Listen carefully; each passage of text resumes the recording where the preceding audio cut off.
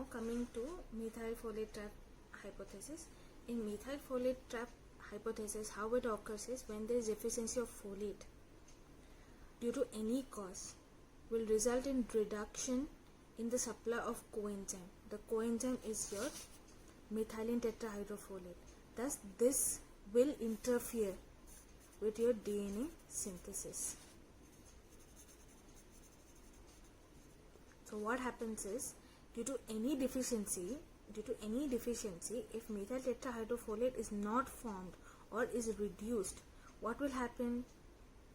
How this is formed? This is formed when methyl tetrahydrofolate becomes tetrahydrofolate. Okay, so this tetrahydrofolate will become methyl tetrafolate. How it will become? When serine becomes glycine. So what are the causes that can cause reduction of methyl tetrahydrofolate? Number one, if there is increase in homocysteine. If homocysteine increases, okay, or methylcobalamin, there is deficiency of vitamin B12. If there is deficiency of vitamin B12, what will happen? This will not help homocysteine to become methionine. You need to know, for this reaction to happen, you also need methyl tetrahydrofolate. Okay, you require this reaction to occur. So there is deficiency of vitamin B12, accumulation of homocysteine. Because of this thing, what will happen? Methyl tetrahydrofolate will not become tetrahydrofolate because you require vitamin B12 here also. So what will happen? Your methyl tetrahydrofolate will get trapped. So this will get trapped. If this gets trapped, what will happen? Neither will this reaction occur, not this reaction, not this reaction. So ultimately DNA synthesis will not occur. So deficiency of vitamin B12 traps folate as it's transferred from methylene tetrahydrofolate. So this transport will not occur. So the active form methylene tetrahydrofolate that is required for DNA synthesis is not formed. This is known as methyl folate trap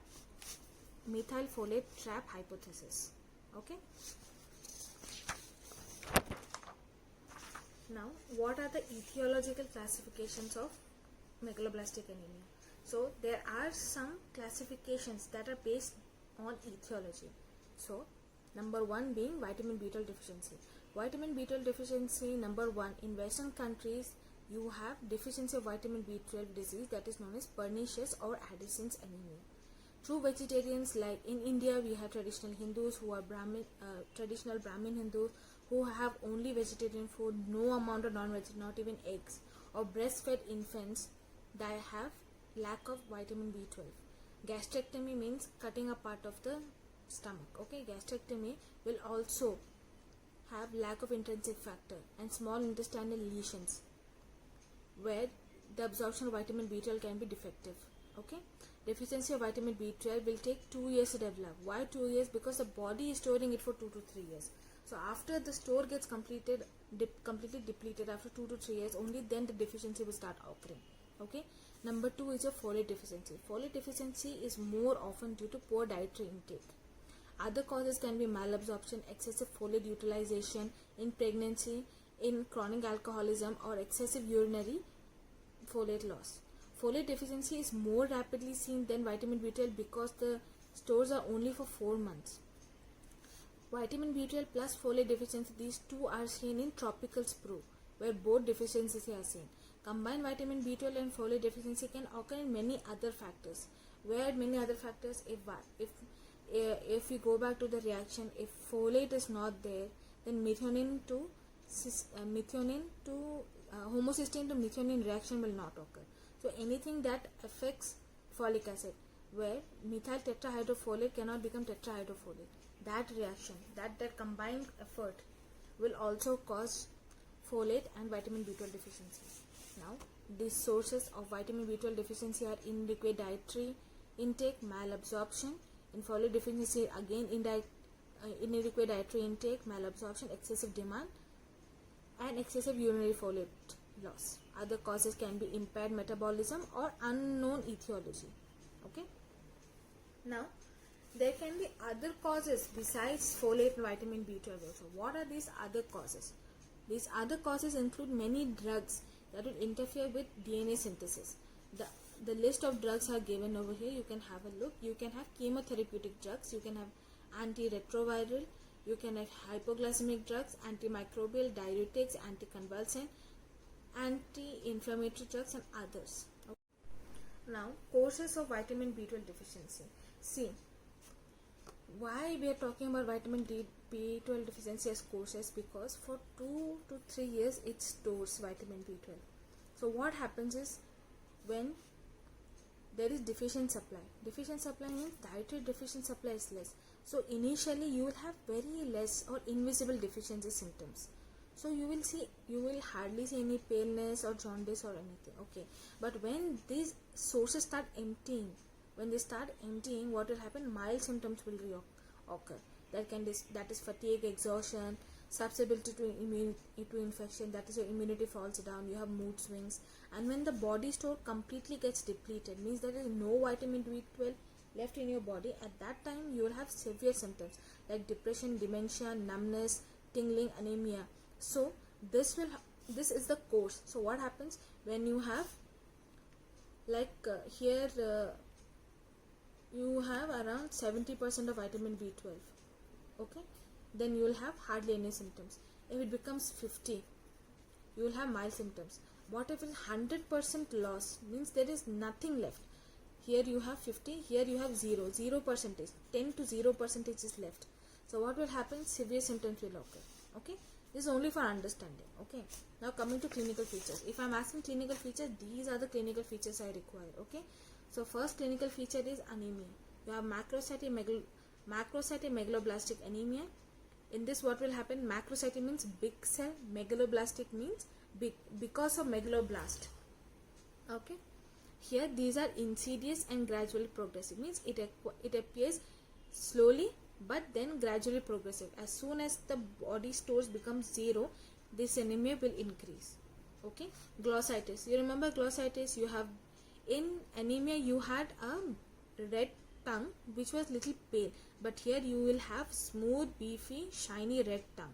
Okay, again neurological manifestation. Why neurological manifestation? Because vitamin B12 also helps in brain and spinal cord.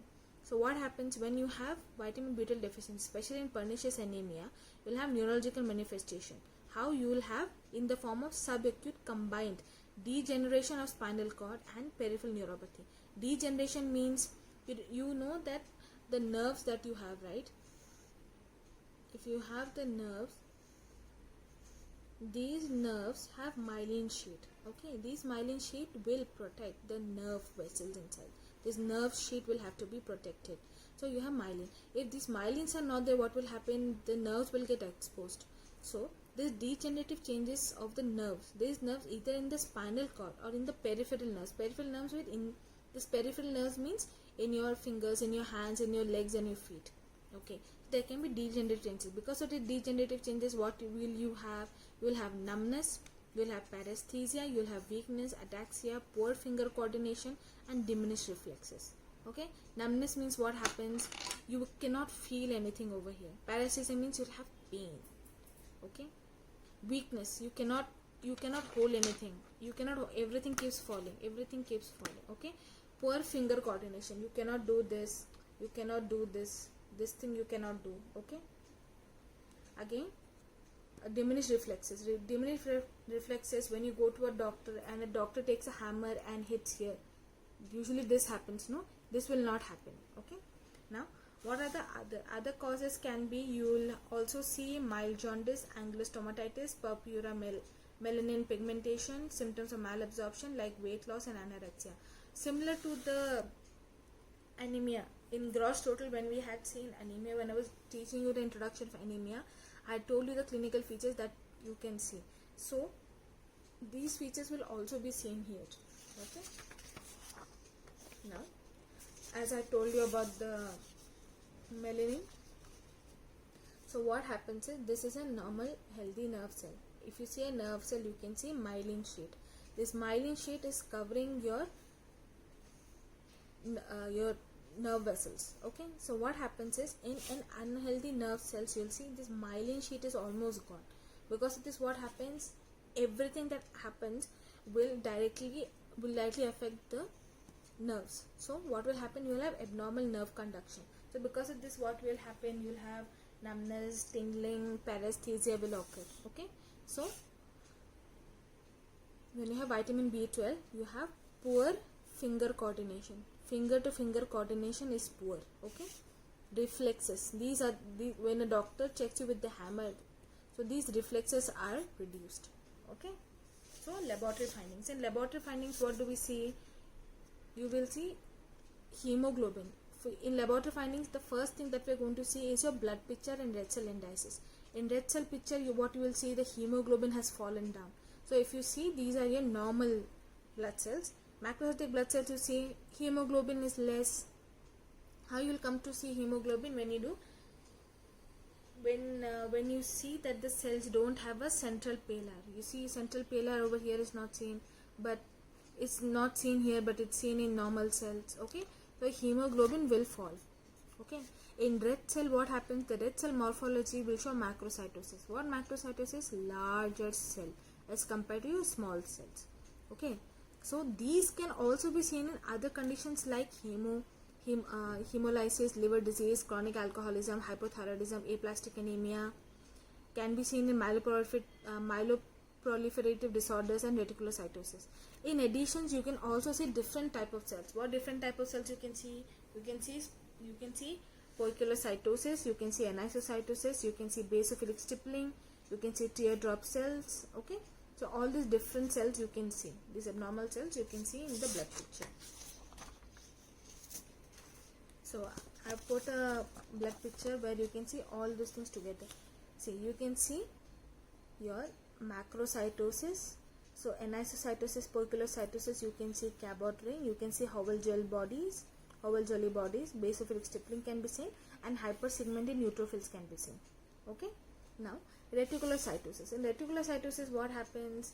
Reticulocytosis can either be normal or can be low. Okay, so if you see red cell, when it is normal, MCV, HCV, or everything is normal, but in megaloblastic anemia, all of these things will increase. Reticular size can either decrease or increase. Okay, so the absolute values, if you see MCHC, MCV, MCHC, MCH, all these values can either be increased or can be normal. So both these values are increased, but MCHC can be normal or decreased. Okay, leukocyte. With leukocyte, what you will see? In leukocyte, you can see segmented neutrophils. So normally a neutrophil can have less than 5 nuclear lobes. So these lobes, 1, 2, 3, 4, 5. So 5 lobes are normal, but if you see anything more than 5 nuclear lobes, this is known as hypersegmented neutrophils. So you have multiple amount of lobes. Okay, platelets can either be reduced in severe anemia. So it is reduced in severe anemia. Why severe anemia? Try to remember. You will have blood loss. Because of the blood loss, what will happen? Your platelets can also be reduced.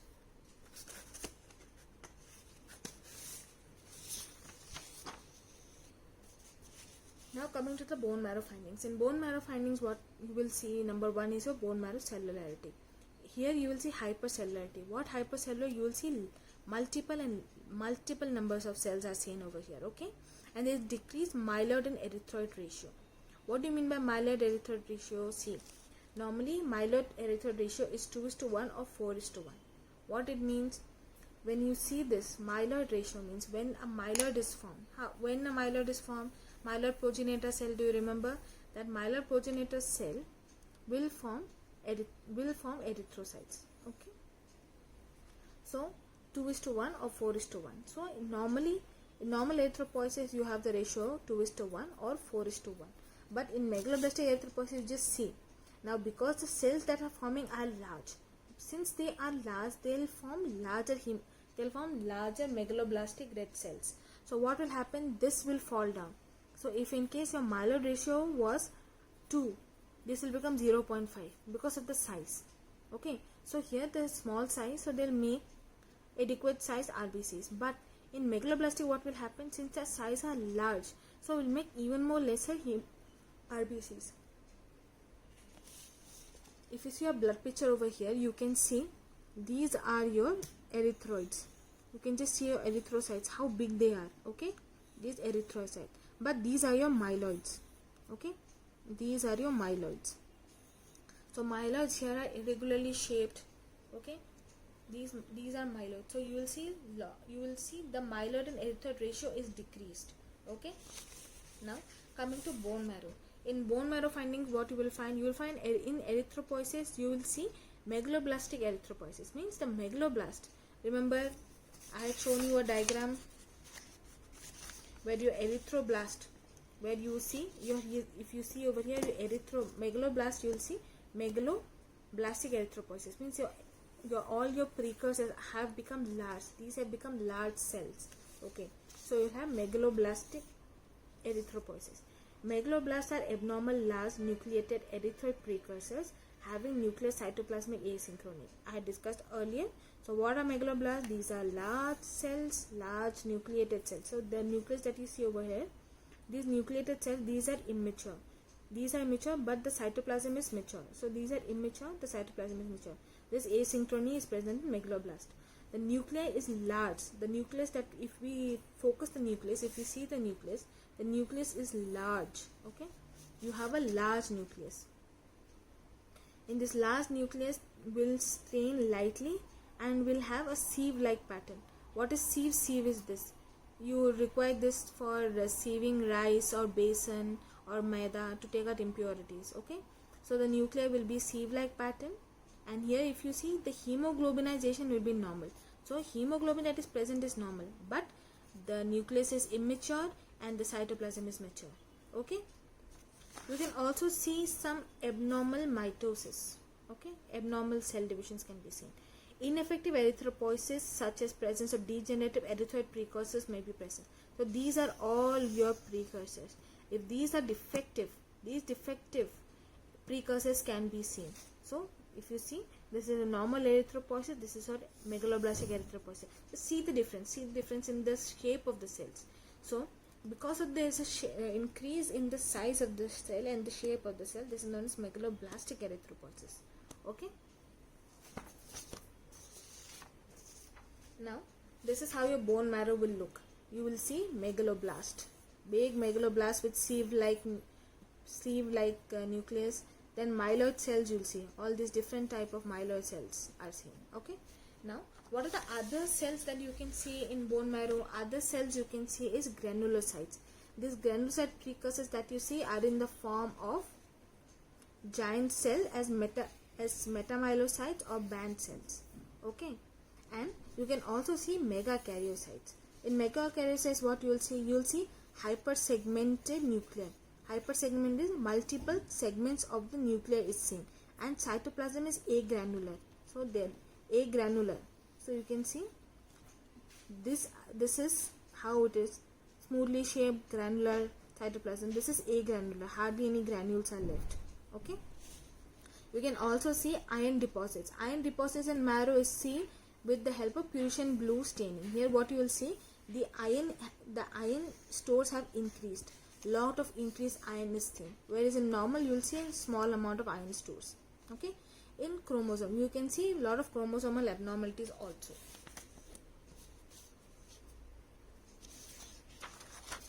Now biochemical findings. In biochemical findings, you need to understand there is a rise in unconjugated bilirubin and LDH. How it happens? See, if you remember your erythrocytes, these erythrocytes after 120 days will go into the spleen. When it goes into the spleen, it can either go into the spleen. When it goes into spleen, it has to be divided into heme and globin. So what happens is, this heme enters into the liver. Okay, it enters into the liver. In the liver, what happens? It goes into the bile. Via the bile, it can either go into the duodenum, go into intrahepatic circulation, or can go into the large intestine. In the large intestine, it can be excreted as feces, or in this intrahepatic circulation, some amount can go into the kidney. In this kidney, it is released as urobilinosin as urine. Okay, so what happens if in case this bilirubin that is formed is unconjugated? Because it is unconjugated, what will happen? This unconjugated bilirubin will form lot of LDH. Lot of LDH is formed as a byproduct. So what happens is, because of this also, this happens when you have ineffective erythropoiesis causing myro. So what happens? A lot of immature RBCs.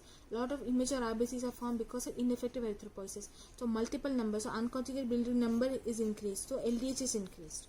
Okay. And serum iron and ferritin may be normal or elevated. Okay. Now coming to, see, if you see this image, I have shown it to you. RBCs, lot of RBCs goes to the spleen, hemoglobin. This heme will go. What will happen? This heme goes in, becomes bile, goes to duodenum, intrahepatic circulation. Some amount goes into kidney. If it enters large intestine, becomes released in the feces. Now this heme that is coming, this heme is mostly bilirubin. Okay, when this unconjugated bilirubin increases in the liver, so this will also increase the LDH. Okay. Now serum test. What are the special tests that we do for specific deficiency? Nowadays everything is done by the machine. Okay, so you just take up a sample, you put inside the machine. This machine can tell you what type of deficiency, what is the amount of vitamin B12 you have, or the folic acid that is there in your body. Okay, in evaluating a patient of megaloblastic anemia, it is important to determine specific vitamin deficiencies to assay vitamin B12 or folate. In sophisticated clinical laboratories, currently automated multi-parametric random access analyzers are employed based on separation techniques like chemiluminescence test, enzyme linked fluorescence detection systems.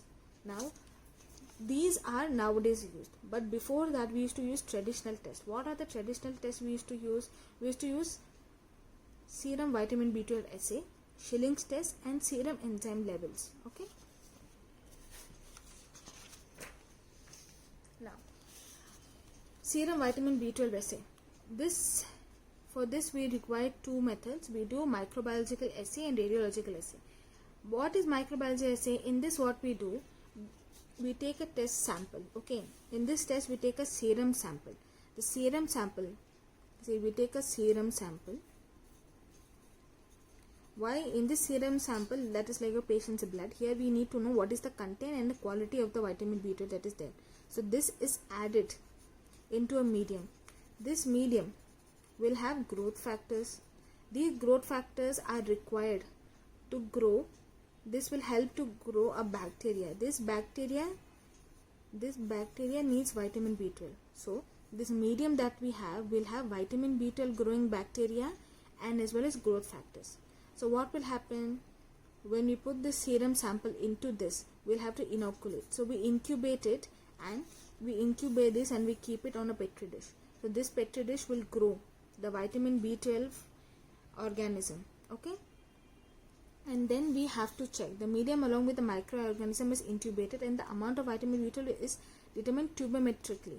Okay, which is then compared to the growth produced by vitamin B12. So now the serum sample. Okay, so this particular vitamin B12, that vitamin B12 organism will produce, we know that this will produce around 70% vitamin B12, which we already know. We have done multiple tests. We have come to know that this microorganism will produce 70% of vitamin B12. Okay, now once we make the petri dish, here if we calculate the amount of vitamin B12 and it comes out to be 100. So what happened? What we came to know, that 100 minus 70, so 30% is by the serum sample. So the person's vitamin B12 levels is 30. Okay, so what are the examples of vitamin B12 dependent microorganism is Euglena gracilis, Lactobacillus leishmani, Escherichia coli, and Ochromonas malhamenense. Okay, now your Euglena gracilis is the most preferred one because it is sensitive and accurate. Okay, but one drawback to this test is if you put any antibiotic, the result will be false negative. So if by any chance any antibiotic come inside this, what will happen? The test will become negative. Okay, so I put a video, you can check. Coming to radioassay. Radioassay is a very complex topic, but to understand this you need to say, you take a patient serum. Okay, in this patient serum you have added vitamin B12. After adding vitamin B12, you are adding some radiolabel enzyme. So your radiolabel enzyme you have added. Okay, radiolabel enzyme you have added. Now what will happen? There will be a reaction. Antigen antibody reaction will take place. Because of this, what will happen? In the end, if you check, you have to check with what, where and all your radiolabel enzyme has linked to vitamin B12. So what happens is your radiolabel enzyme plus vitamin B12 will form a complex. Okay, when you see under the microscope, this will look very brightened up. So you can calculate putting a graph. So you'll come to know how much vitamin B12 is there. So this is a very complex method, but this is more sensitive. Okay, this is more sensitive and has advantage over microbiological assay, because this cannot be affected by your antibiotics. So this is more preferred. Okay. Schilling's test. So Schilling's test is a 24-hour urinary excretion test. In this test, we use two methods. What are these two methods we use? Is in Schilling test we will give a radioactive labeled vitamin B12 orally, and we'll also give it intramuscularly. Okay, so this is known as hot vitamin B12 and this is known as cold vitamin B12. Okay, why we're giving into different routes is same. The one that we give intramuscularly, this will go to the stores, it will go to the serum, it will go to the tissues. Okay, but this one will go into the absorption, and we need to know how much vitamin B12 that we're giving is getting absorbed.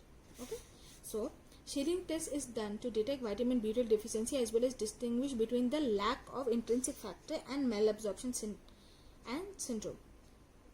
The test also depends on good renal function. This means the kidney needs to be good, and the urinary collection, the urine that we're collecting has to be done in a proper method. We give a the radiolabeled isotope is either 58 cobalt or 57 cobalt that we are using. Okay, cobalamine that we are using. So stage 1. In stage 1, what happens? Stage 1 is without intrinsic factor. So stage 1 is without intrinsic factor. Stage 2 is with intrinsic factor.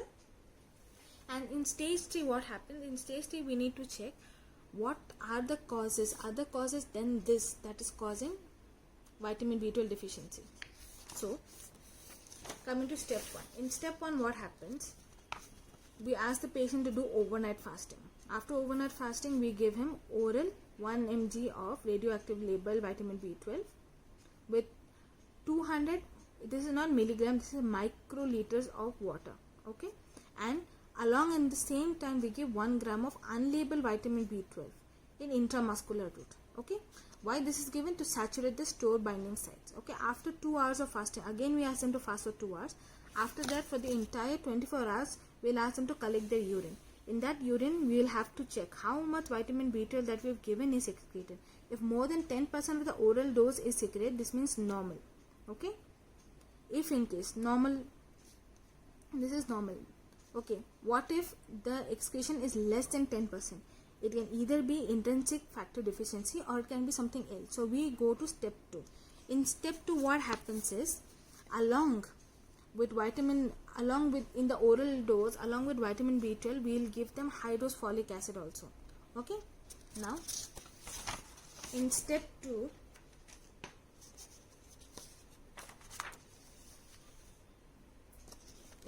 you can see again overnight fasting. Here we are giving radioactive vitamin B12 plus high dose intrinsic factor with the same amount of water.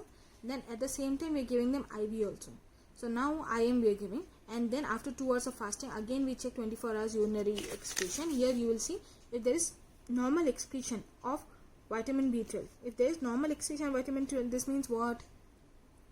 This is due to intrinsic factor deficiency, because previously it was only vitamin B12 deficiency. Previously it was only vitamin B12 deficiency, but we did not know whether intrinsic factor was deficiency or not. But if we add intrinsic factor, again we are only getting vitamin B12. This means only intrinsic factor deficiency was there. Okay, because why we are not getting this in urine? Because the body is taking up intrinsic factor that is not coming in the urine. So we have come to it is because of intrinsic factor deficiency. What if there is abnormal excretion of vitamin B12? This means intrinsic factor was also given out. So this can be seen in pernicious anemia.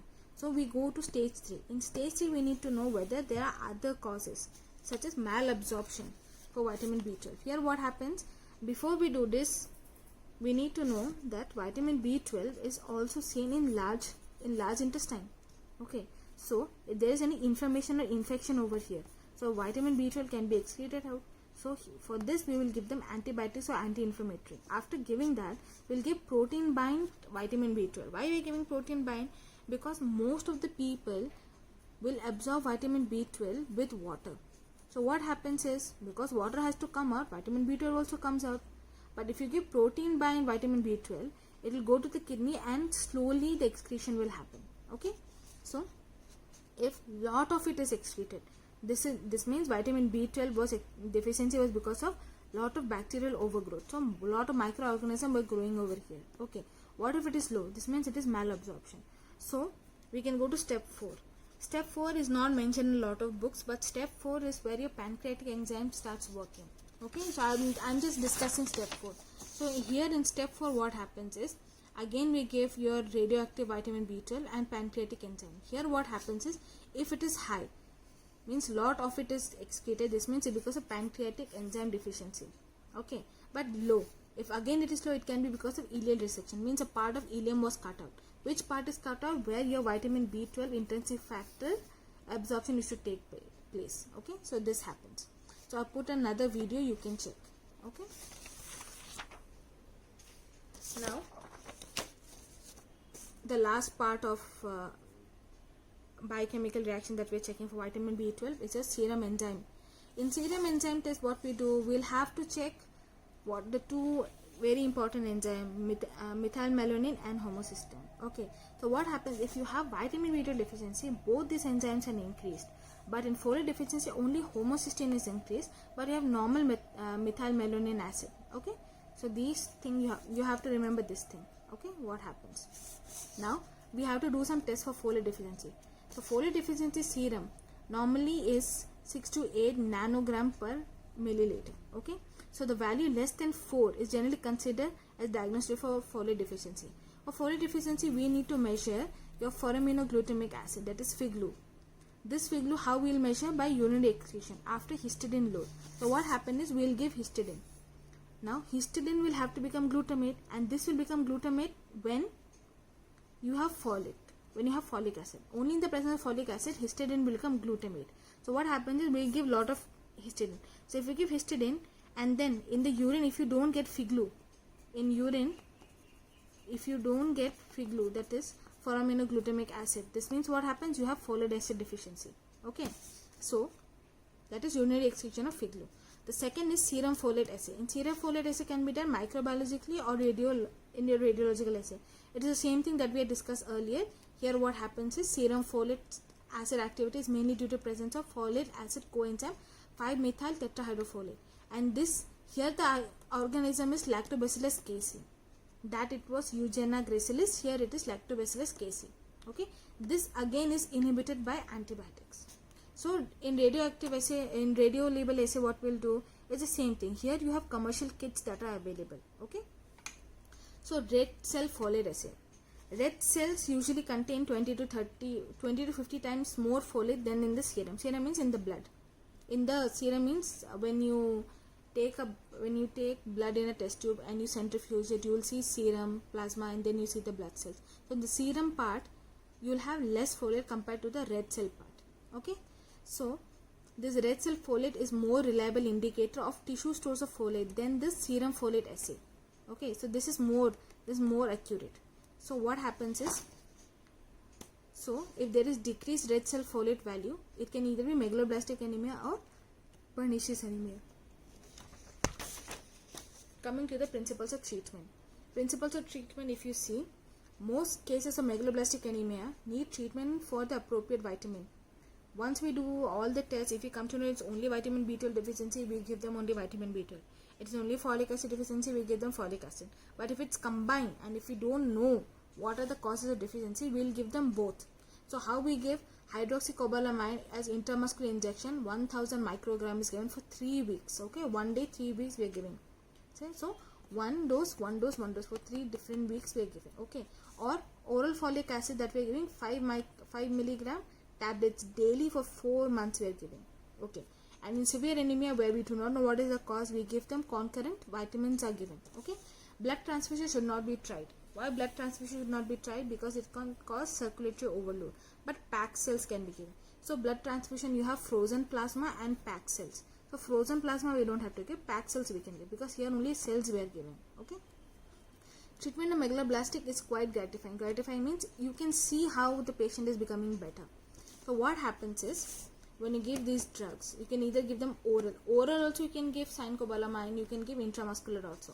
So what happens is, initially what happens, as soon as you give the treatment, in first 1 to 2 days you will see the serum iron is increasing. Okay, the serum iron is decreasing and lactate dehydrogenase is decreasing, and normal hematopoiesis starts occurring. In 3 to 4 days reticulocytosis occurs. In 10 days hemoglobin starts to appear and it will increase. There will be reduction of your MCV will reduce. Okay, in 14 days there will be disappearance of hypersegmented neutrophils which we had seen. By 2 months anemia will be resolved, and in 3 to 12 months entire neuropathy will be resolved. Okay, but the only problem is, if you have subacute combined degeneration, means the spinal cord, if the spinal cord is completely degenerated, this cannot revert back. Once it is completely degenerated, it cannot come back. Okay, mild amount of neuropathy can come back. Okay, so thank you so much.